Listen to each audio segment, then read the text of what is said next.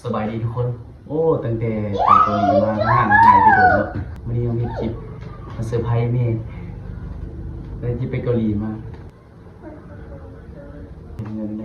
ก็ใช้นี่เต็มเลยทุกคน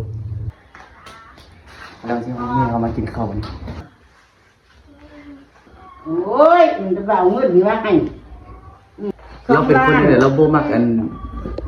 อยู่กล้องเราตื่นเต้น พ่อนี่นะ คือว่าเป็นก้อนแรกที่ว่าค่อยหาเงินมาได้แล้วค่อยแม่ค่อยหาอันนี้หลายสำหรับค่อยแต่คนอื่นอาจจะว่าน้อย เอาทุกคนทายมาว่าตีเอาเงินให้แม่เท่าไหร่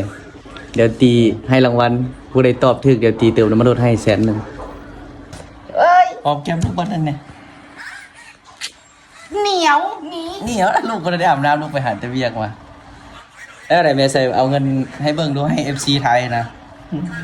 ให้เบิ่งว่าเท่าไหร่มีเท่าไหร่ FC